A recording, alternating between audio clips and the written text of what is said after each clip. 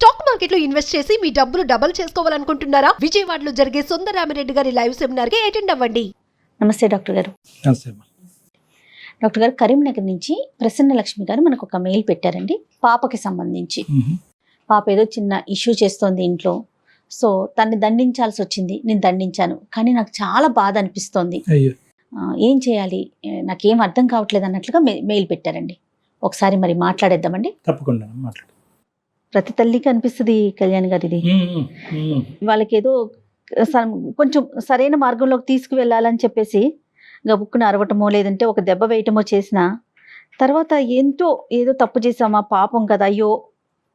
కానీ ఆ బ్యాలెన్స్ చాలా డెలికేట్ అమ్మా. సరైన మార్గం, స్ట్రిక్ట్ మార్గం బ్యాలెన్స్ చేసుకోవటం.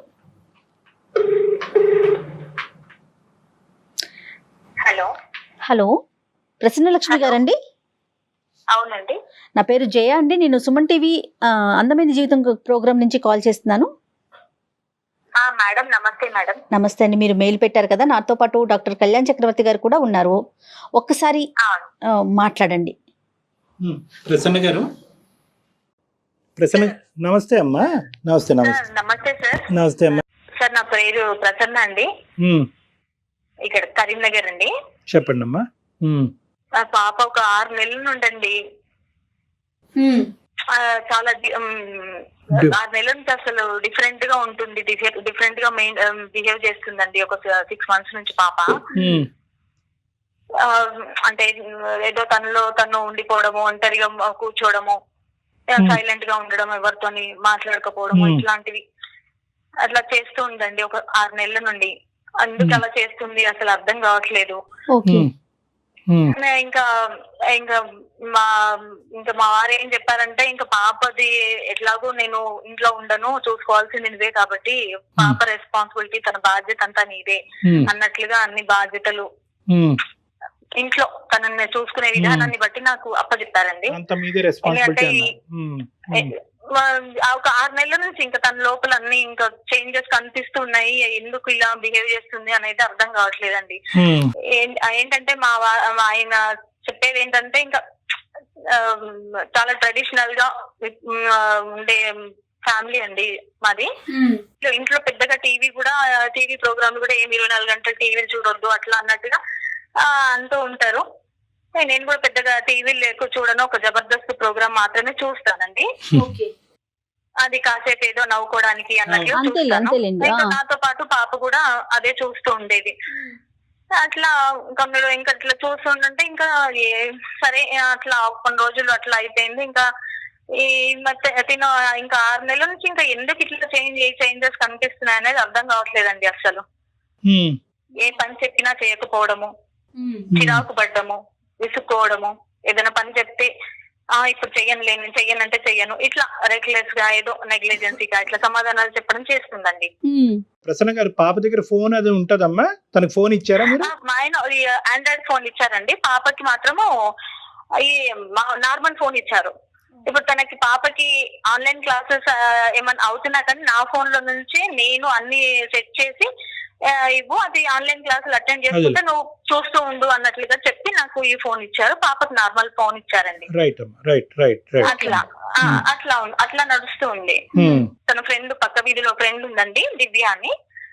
అక్కడికి బర్త్డే అని చెప్పేసి వెళ్ళింది. చాలా బతిమలాడితే సర్లే అన్నట్టుగా నేను పంపించాను, పక్కనే కదా అని. అయితే ఇంకా చాలా సేపు అయిందండి వెళ్ళింది, చాలా సేపు అయింది రాలేదు. ఇంకా 6 అవుతుంది, 7 అవుతుంది, 8 అవుతుంది. నాకేమో టెన్షన్ వచ్చేసింది, ఏంటి ఇంతసేపు వెళ్ళింది ఇంకా రాలేదు అని. ఈ లోపల మా వారు వచ్చేసారు. ఏంటి ఇలా ఎందుకున్నావు అన్నంటే, ఇంకా ఆయనకు ఏదో ఒక అబద్ధం చెప్పేసి అలా చెప్పేశానండి. పక్క వీధిలోనే నేనే వెళ్ళి పంపించేసి వచ్చాను అని చెప్పేసి. అంటే ఆయన అన్నారు, మరి నువ్వు ఎందుకు వెళ్ళలేదంటే, ఏదో చిన్న పిల్లలు వెళ్ళండి, అందుకే నేను తనని పంపించేసి నేను వచ్చేసాను అని చెప్పేసి అలా చెప్పుకుంటూ వచ్చాను. ఆయనకి అబద్ధం చెప్పేశాను నేను.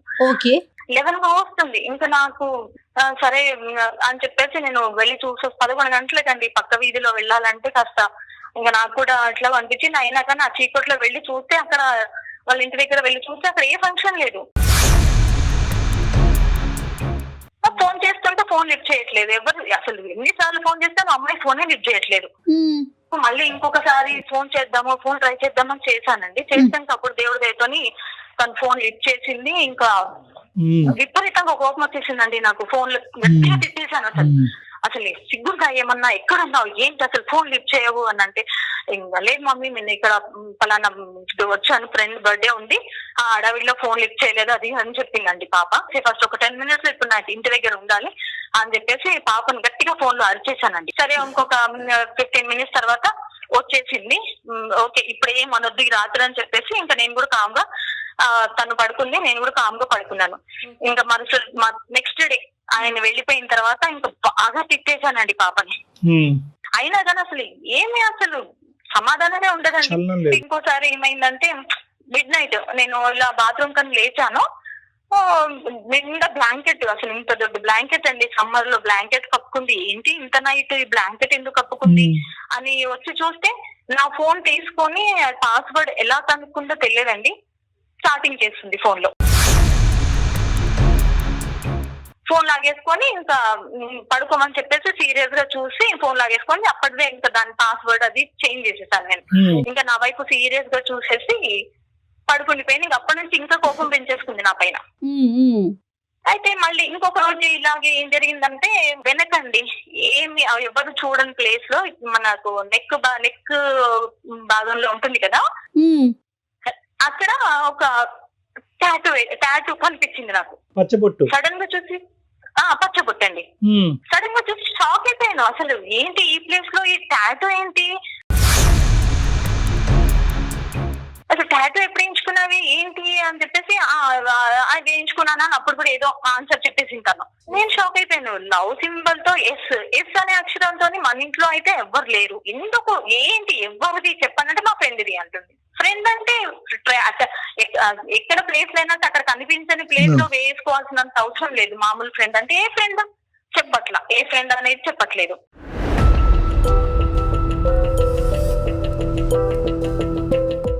ఇంకా బాగా కొట్టేశానండి. కొట్టేసి అసలు అయినా కానీ చెప్పకపోయే వరకు ఇంకా పక్కనే ఇంకా కిచెన్ లో ఉంటే కిచెన్ లోకి వెళ్ళేసి అట్లా తీసుకొచ్చి వాత కూడా పెట్టేశాను మేడం.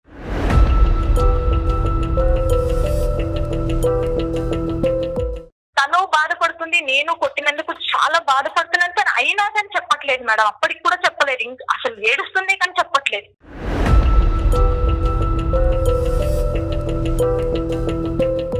మొండిగా ఉంటుంది. మొండిగా అంటే అసలు విపరీతంగా జగమొండి అంటారు చూడండి, అలా ఉంటుంది. అసలు టీనేజ్ లో చూస్తూ ఉంటాం సహజంగా ఈ మొండితనము ఇవన్నీ కూడా చూస్తూ ఉంటాం. కానీ ఇక్కడ ప్రసన్న గారి విషయం చూస్తే కనుక ఒక సాంప్రదాయం పద్ధతి కలిగేటటువంటి ఒక కుటుంబంలో భర్త పెట్టినటువంటి ఆంక్షల మధ్యన పిల్లని పెంచడం అనేటటువంటిది ప్రధాన కర్తవ్యంగా తీసుకున్నారు. ఈ రోజుల్లో పిల్లల్ని జాగ్రత్తగా పెంచాలి, కానీ మీరు పెంచేటటువంటి విధానం వాళ్ళకి నచ్చుతుందా లేదా అనేటటువంటి బ్యాలెన్స్ కూడా చూసుకోవడం చాలా ఇంపార్టెంట్ ప్రసన్న గారు. ఇందాకటి నుంచి ఏంటంటే తప్పులు చేస్తున్నటువంటి లేదంటే తప్పు మార్గాల్లో వెళ్ళేటటువంటి ఒక ఆడపిల్లని భర్తకి ఏ విధంగా కరెక్ట్గా చూపెట్టాలి, ఏ విధంగా కప్పి చూపెట్టాలి అనే ఆలోచనలోనే మీరు ఉన్నారు. కానీ ఈ ఉక్కిరి బిక్కిరి వాతావరణం మధ్యన అసలు ఈ అమ్మాయి ఎక్స్ప్రెస్ చేయలేకపోతుందేమో, ఒక ఫ్రెండ్లీ అట్మాస్ఫియర్ ఈ అమ్మాయికి లేదేమో, అసలు ఫోన్ లేకపోవటం ఏంటి, ఆండ్రాయిడ్ ఫోన్ వాడటం ఏంటి, ఈ ఆన్లైన్ క్లాసులు అనేటటువంటిది మీ టీవీ చూడటానికి అవకాశం లేకపోవటం, ఇవన్నీ కూడా అసలు ఆ అమ్మాయి ఎలా ఫీల్ అవుతుంది, ఆ అమ్మాయి వ్యక్తపరచకపోవచ్చు. కానీ తోటి విద్యార్థులను కానీ తోటి స్నేహితులు అందరూ కూడా ఈ రోజుల్లో ఒక స్మార్ట్ ఫోన్ ఉన్నంత మాత్రాన చెడిపోవటం కాదు, నలుగురు ఫ్రెండ్స్ ఇంటికి పార్టీకి వెళ్ళినంత మాత్రాన పాడైపోవటం కాదు. కానీ ఇంత ఈ వాతావరణంలో తను పెరుగుతున్నప్పుడు తన అభిప్రాయం ఏంటి అన్నది ఎప్పుడు కనుక్కున్నారు మా భార్యాభర్తలు మీరిద్దరు కూర్చుని? అట్లా అదేం లేదండి, ఇంకా అట్లా ఏం అడగలేదు.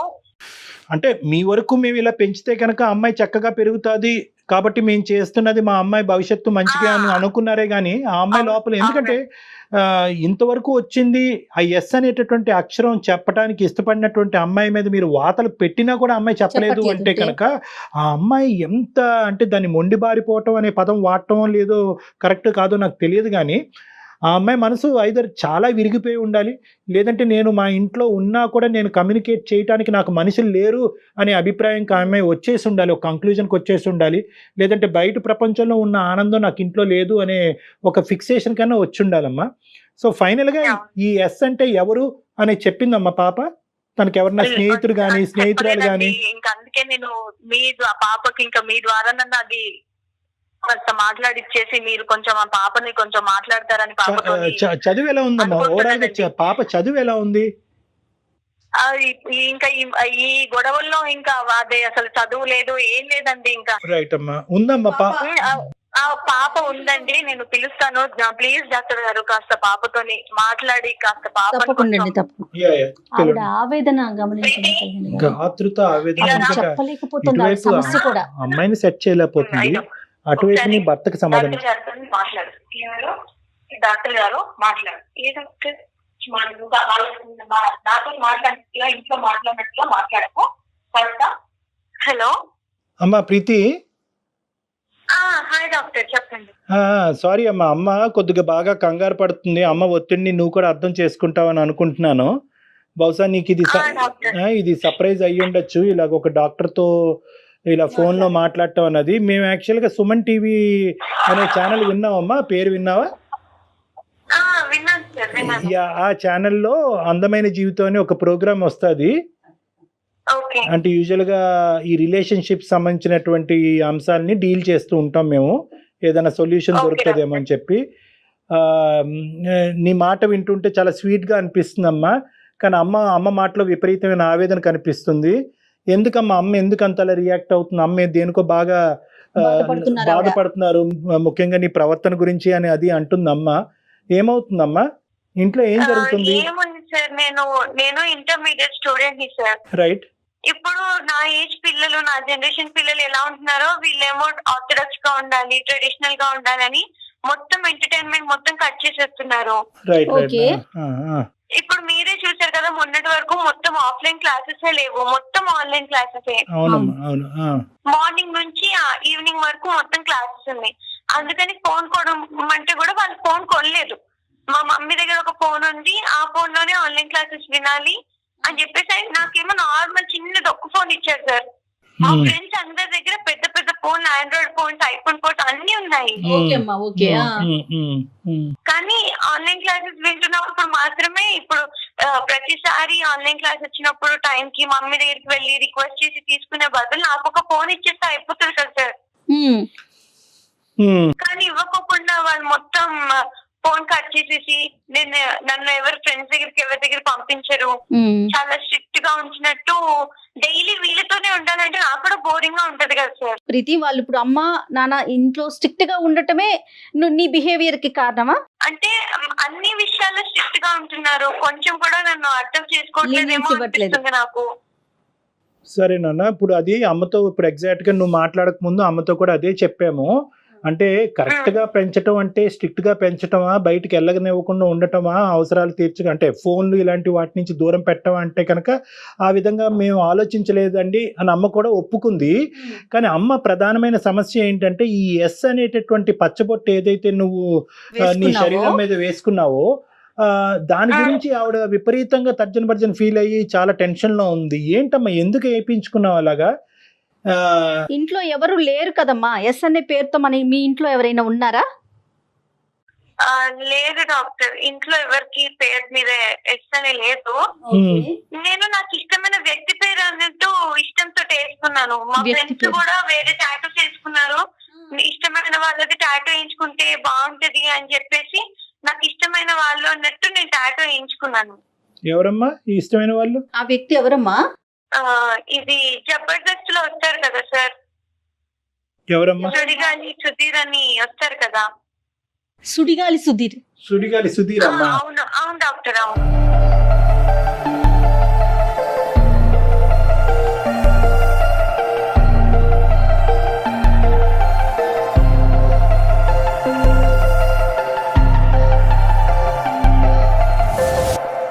Okay okay okay.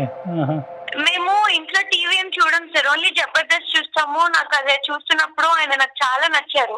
ఆయన కామెడీ టైమింగ్, ఆయన స్టైల్ నాకు చాలా నచ్చింది. నేను ఆయన నిజంగా చాలా ఇష్టపడుతున్నాను.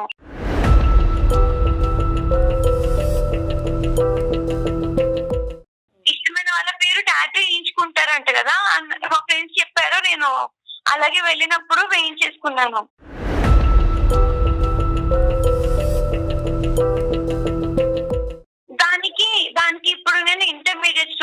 ఉంటది. ఇప్పుడు ఈ ఏజ్ లో పిల్లల్ని అసలు ఎవరు తిట్టరు కానీ మా మమ్మీ టాటూ వేయించుకున్నానని లేదంటే బయటకు వెళ్ళి ఫ్రెండ్స్ తో ఎక్కువసేపు ఉంటున్నాను అన్నట్టు ఫుల్ కొట్టింది సార్, చాలా కొట్టింది నన్ను.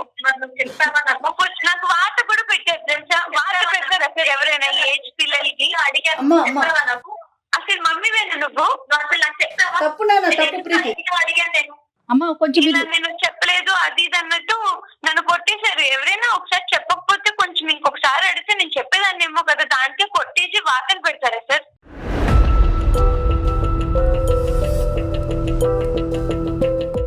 ఈ ఏజ్ పిల్లలకి గానీ చిన్న పిల్లలకి గానీ ఎవరైనా మాట వినకపోతే ఇలా వార్తలు పెడతారా? లేదా మా అమ్మ చేసేటటువంటి చెప్తే నేను అవన్నీ చేయను కదా. అసలు చెప్తావా నువ్వు నన్ను ఎంత విసిగించావు, ఎంత ఇది చేసావు, నన్ను ఏమో నాకు చెప్పాలనిపించలేదు నీకు.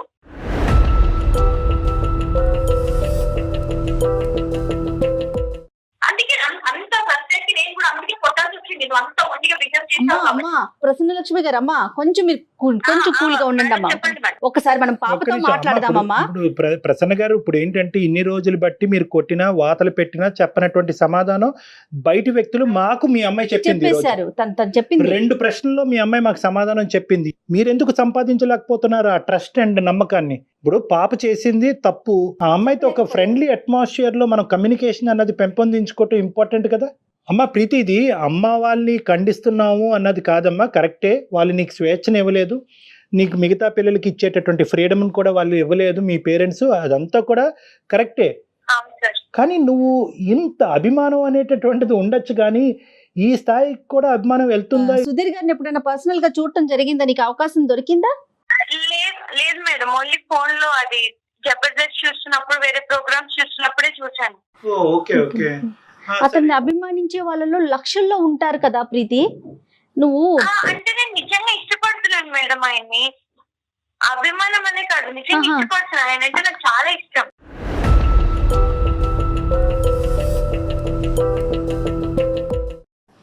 ఇష్టం అంటే ఏంటమ్మా? లేదు, ఆయన ఎప్పుడైనా కలిసి ఆయనతో ఉండాలన్నట్టు అనిపిస్తుంది నాకు. ఆయన బాగుంటారు కదా, బాగా మాట్లాడతారు, కామెడీ టైమింగ్ చాలా బాగుంటుంది, స్టైల్ గా ఉంటారు. కాదు నాన్న, ఆయన్ని నువ్వు స్క్రీన్ మీదే కదా చూస్తావు ప్రీతి, ఇంత పర్సనల్ గా ఎప్పుడు చూసే అవకాశం లేదు. స్క్రీన్ మీద కనిపించేటప్పుడు, ఎవరైనా ఒక ప్రోగ్రామ్ లో కనిపించేటప్పుడు దానికి అనుగుణంగా యాక్ట్ చేస్తారు కదా ప్రీతి. నీకు తెలియని విషయం కాదు ఇది, అవునా కదా? ఇప్పుడు మనం సినిమాలు చూస్తాము, ఒక హీరోనో హీరోయినో విలనో చూస్తాము, కొట్టుకుంటారు, పాటలు పడతారు, డాన్సులు వేస్తారు. అవి నిజంగా నిజ జీవితంలో జరుగుతాయా? అవకాశం ఉంటుందంటావా? లేదు, ఉండదు. మరి నువ్వు స్క్రీన్ లో చూసి అభిమానించు, కానీ ఆయనతోనే ఉండాలనుకుంటున్నానని చెప్పి నువ్వు ఇంత ఖరాఖండిగా చెప్తున్నావు. టాటూని వేయించుకున్నావు అంటే జబర్దస్త్ అనే ప్రోగ్రామ్ చూస్తున్నప్పుడే సుధీర్ గురించి నువ్వు ఆలోచిస్తావమ్మా, లేదంటే అతని గురించి మిగతా టైంలో కూడా చదువుకుంటున్నప్పుడు, క్లాసులు వింటున్నప్పుడు, వేరే ఆట పాట చేస్తున్నప్పుడు కూడా సుధీర్ గురించి ఆలోచిస్తావా? ఎప్పుడు ఆలోచిస్తూనే ఉంటాను. అంటే ఆయన నాకు చాలా ఇష్టం కదా, ఇంకా నేను ఏం చేసినా సరే నాకు సుధీర్ గారు గుర్తొచ్చేస్తూనే ఉంటారు. అంటే ఇంటికి ఎప్పుడు వెళ్ళి జబర్దస్త్ చూద్దాం అన్నట్టు నేను మార్నింగ్ నుంచి కాలేజ్ లో ఉన్నా, ఎక్కడున్నా సరే వెయిట్ చేస్తూ ఉంటాను. ఇష్టమా ప్రేమ అమ్మా? ప్రేమే అనుకోండి, నాకు ఆయన అంటే చాలా ఇష్టం, ప్రేమ అన్ని.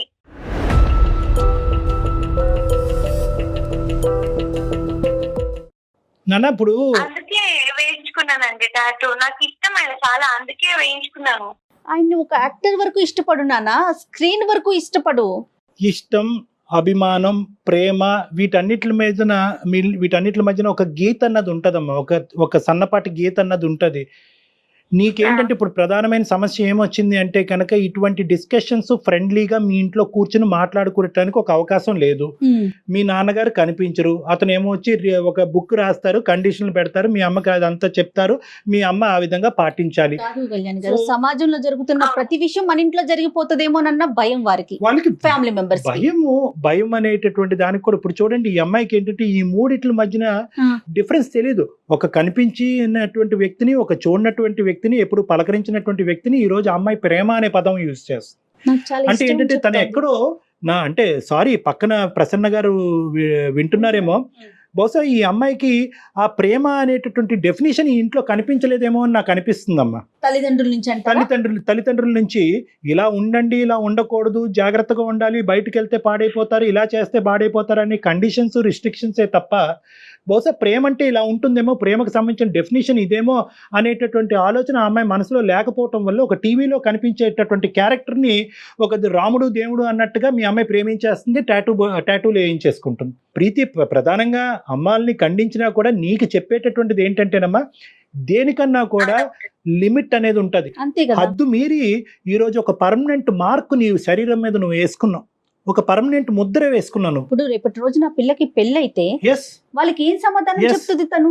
అసలు ఆ మెచ్యూరిటీ లెవెల్స్ ఉన్నట్లున్నాయా? మీ ఫ్రెండ్స్ అందరూ వేయించుకున్నారమ్మా, నువ్వు ఒక్కదానివేనా? మా ఫ్రెండ్స్ అందరూ వాళ్ళ పేర్లు ఇంకా ఇష్టమైన వాళ్ళ పేర్లు అన్నట్టు వేయించుకున్నారు. నన్ను కూడా ఇష్టమైన వాళ్ళ పేరు ఏదైనా ఉంటే వేయించుకో అంటే నేను ఇంకా సుధీర్ పేరు అన్నట్టు ఎట్లనే వేయించుకున్నాను. అయ్యో రామా, నీకు రానున్న రోజుల్లో కొన్ని సంవత్సరాల్లో నీకు మ్యారేజ్ అవుతుంది. నీ భర్త ఈ ఎస్ అంటే ఎవరు అని అడిగితే ఏమని చెప్తావు నాన్న? ఓకే ఈ అబ్బాయి పేరే చెప్తావు, నమ్ముతాడని గ్యారంటీ ఉందా? అంత దూరం ఆలోచించలేదు కదా. ఏమ్మా హలో ప్రీతి, డాక్టర్. అంతవరకు నువ్వు ఆలోచించుకోలేదు కదా? నీకు ఇష్టం ఏం చేసుకున్నావు అంతే. నాకు అప్పుడు అలా అనిపించింది, ఇంకా వేసేసుకున్నాను. సరేనమ్మా, ఇప్పుడు వేయించుకున్న దానికి ఏంటి పరిష్కారం? ఇప్పుడు టాటూ అంటే వేయించుకున్నావు, దానికి ఏంటి పరిష్కారము? ఏ విధంగా చేస్తే కనుక అది రిమూవ్ చేయొచ్చు? అట్లీస్ట్ నీలో ఇప్పటికైనా ఒక రియలైజేషన్ వచ్చిందమ్మా, అభిమానం అనేటటువంటి దానికి కూడా ఒక హద్దు ఉంటుంది, ఇంత విపరీతమైన ధోరణికి పోక్కర్లేదు, అలా పోకుండా కూడా ఒక వ్యక్తిని అభిమానించవచ్చు అన్నది నీకు అర్థమైందా? అమ్మ సుధీర్ గారిని కొన్ని లక్షల్లో అమ్మాయిలు ఇష్టపడతారు. సో వాళ్ళల్లో నువ్వు ఒకదానివమ్మా, నువ్వే కాదు. ఓకే ప్రీతి, ఆన్ స్క్రీన్ వరకే చూడాలి. అర్థమైంది. లక్షల మందిలో ఒకటే. అంటే సో ఏంటంటేనమ్మా, నీ ప్రధానమైన కర్తవ్యం ఏంటంటే కనుక నువ్వు చదువుకోవాలి, ఒక మంచి కెరియర్లోకి వెళ్ళాలి, కాంపిటేటివ్ ఎగ్జామ్స్ రాయాలి, వీలుంటే అవకాశం ఉంటే కనుక విదేశాలు వెళ్ళి పై చదువులు చదువుకోవాలి, అమ్మ నాన్నని అభిమానించాలి. అమ్మ నాన్న ఏదైతే నాకు చెప్తున్నారో అది నా మంచికే చెప్తున్నారు, వాళ్ళతో ట్రాన్స్పరెంట్గా, ఓపెన్గా, ఆనెస్ట్గా ఉండాలి అనేటటువంటిది నువ్వు ఈరోజు మా ద్వారా ఇంటికి తీసుకెళ్లవలసినటువంటి మెసేజ్ అమ్మ. సుమన్ టీవీ తరపున కానీ, అందమైన జీవితం తరపు కానీ, నేను కానీ, జయ గారు కానీ చెప్పేది ఏంటంటే, ఒక ఫ్రీ అట్మాస్ఫియర్ పిల్లలకి ఇవ్వటం అనేది చాలా ఇంపార్టెంట్, ఎస్పెషల్లీ టీనేజర్స్కి. ఎందుకంటే వాళ్ళు ఫ్రీగా శ్వాస పీల్చుకోవాలి, ఫ్రీగా మాట్లాడగలగాలి, ఫ్రీగా ఆలోచించగలగాలి, ఫ్రీగా ప్రవర్తించగలగాలి. ఎప్పుడైతే ఈ ఫ్రీ అనేటటువంటి పదానికి మీరు ఇంపార్టెన్స్ ఇస్తారో, పిల్లలు ఫ్రీగా వచ్చి మీ పక్కన కూర్చుని ప్రతిదీ షేర్ చేయగలరు. హైరార్కీ అనేది పిల్లల మధ్యన తీసేసేయండి. మేము పెద్దవాళ్ళం, మాకు తెలుసు, మేము చెప్తాము, మేము చెప్పినట్టుగా మీరు నడాలి అనేది జాగ్రత్తలు చెప్పటం వేరు. ఒక ఉక్కిరి బిక్కిరి వాతావరణంలో, ఒక సెక్యూరిటీ అట్మాస్ఫియర్లో ఒక జైలు వాతావరణాన్ని క్రియేట్ చేయడం వేరు. జాగ్రత్తలు చెప్పండి, ఎవరిని నమ్మచ్చు, ఎవరిని నమ్మకూడదని చెప్పండి, ఏ వస్తువుని ఏ స్థాయి వరకు వాడచ్చు, వాడకూడదని చెప్పండి. మీరు ఎగ్జాంపుల్ బట్టి లీడ్ చేయడానికి ట్రై చేయండి. అంతేగాని మేము తలుపులన్నీ వేస్తాము, ఫోన్లన్నీ లాక్కుంటాము, బయటకు వెళ్ళే అవకాశం లేదు, నువ్వు ఎక్కడికి వెళ్ళినా మేము నీతో వస్తాము అనేటటువంటి అట్మాస్ఫియర్ క్రియేట్ చేస్తే కనుక పిల్లలు సీక్రెట్ గా ఇలాంటి తప్పులు చేస్తారు. కాదు డాక్టర్ గారు, బంధించి ఎన్ని రోజులు కాపాడుకోగలుగుతాము? దొంగ పోలీస్ ఆట కాదు కదా. ఇప్పుడు ఎంతో మంది పిల్లలు, ఇది సందర్భం కాదు, ఎంతో మంది పిల్లలు అనేక రకాల ఇబ్బందులకు గురవుతున్నారు, అబ్యూస్ కి గురవుతున్నారు. ఇలాగే గనక పేరెంట్స్ బిహేవ్ చేస్తే వాళ్ళు చెప్పుకోగలుగుతారా? అవునమ్మా, ఎంత మదన పడిపోతారు కదా. అవును, చాలా ఇంపార్టెంట్ పాయింట్. ఇంకోటి ఏంటంటే ప్రసన్న గారు, ఇది జాయింట్. ఎందుకంటే కనుక ఇద్దరు పాలు పంచుకుంటేనే ఇలాంటి క్లిష్టమైనటువంటి అంశాల్లో ఒక పరిష్కార మార్గం అనేది దొరుకుతుంది. ఇప్పుడు మీరు ఏంటంటే ఉక్కిరి బిక్కిరి అయిపోయారు, ఆ ఉక్కిరి బిక్కిరి అయిపోయి అక్కడ భర్తకు సమాధానం చెప్పుకోలేక ఇక్కడ అమ్మాయి దగ్గర నుంచి సమాధానం రాక ఆ అమ్మాయిని కొట్టి ఆఖరికి వాతలు పెట్టే పరిస్థితి వరకు వచ్చింది. మీరు బాధపడుతున్నారు, ఉపయోగం ఏముంది? సో మనకి ఫలితం అనేటటువంటిది ఎప్పుడన్నా రావాలి అంటే కనుక అది ప్రేమ, అభిమానం, ఆప్యాయతల మధ్యనే ఆ సమాధానం వస్తుందమ్మా, సొల్యూషన్ దొరుకుతుంది. ఓకేనా? అవకాశం ఉంటే మీ హస్బెండ్ తో, డాక్టర్ గారితో మాట్లాడిపించండి, సరేనండి? థ్యాంక్ యూ అండి. Thank you. ప్రీతి ఉందా? ప్రీతి, అమ్మా నాన్న ఏం చెప్పినా మీ మంచి కోసమేనమ్మా. ఓకే ఓకే మేడం, ఇప్పుడు నాకు కొంచెం అర్థమైంది మేడం. అర్థమైంది. ఓకే, బెస్ట్ ఆఫ్ లక్ అమ్మా ఫర్ యువర్ ఫ్యూచర్. బాగా చదువుకున్నా. బాగా చదువుకో. ఓకే, బాయ్ అమ్మా. Take care. Bye. Thank you అమ్మా. Thank you. బాయ్. అంటే బహుశా ఇది జనరేషన్ అందరికీ కూడా ఒక కనువిప్పు లాంటిదమ్మా. ఎందుకంటే మనకి ఇప్పుడు ఏంటంటే సోషల్ మీడియా, ఈ మీడియా, ఆ మీడియా, అన్ని మీడియాలు ఎక్కువైపోయేటప్పటికి చాలా మంది హీరోలు ఒకేసారి కనిపిస్తున్నారు. సో పిల్లలు ఆటోమేటిక్గా ఏంటంటే ఎస్పెషల్లీ ఈ టీనేజ్ పిల్లలు ఏంటంటే రియల్ వరల్డ్ కంటే వర్చువల్ వరల్డ్ లోకి వెళ్ళిపోయారు. అవునండి. Thanks to corona and online classes. అవును. ఇంకా మొబైల్ గ్యాడ్జెట్ కి ఎడిక్ట్ అయ్యి ఇంకా అందరూ కూడా వర్చువల్ వరల్డ్ లోనే అందరూ జీవిస్తుండడం వల్ల ఇలాంటి పిచ్చి పనులు కూడా జరుగుతున్నాయేమో అని నాకు అనిపిస్తుంది. ఏది జరిగినా పీక్ స్టేజ్ కి వెళ్ళిపోతుంది చూడండి డాక్టర్ గారు. ఇప్పుడు మనం ఇంతమంది అందమైన జీవితం ద్వారా ఎన్నో కాల్స్ మాట్లాడాం కదా, అది ఏ ఫ్యాక్టర్ విన్నా ఎండ్ స్టేజ్ కి మాట్లాడుతున్నారు తప్ప ఒక నార్మాలిటీని మనం చూడలేకపోతున్నాం. అంటే బ్యాలెన్స్ చేసుకోలేకపోతున్నాం. కష్టాన్ని బ్యాలెన్స్ చేసుకోలేకపోతున్నాం, సుఖాన్ని బ్యాలెన్స్ చేసుకోలేకపోతున్నాం. ఇప్పుడు ఈవిడ చూస్తే ఆవిడ పాయింట్ కూడా కరెక్టే, అమ్మాయి పాయింట్ కూడా కరెక్టే. కానీ ఏంటంటే కమ్యూనికేషన్ లేకపోవటం వల్ల ఆవిడ హద్దు మీరింది, పాప తన పరిధులు దాటింది. రైట్ డాక్టర్ గారు, థ్యాంక్ యూ సో మచ్. నమస్తే.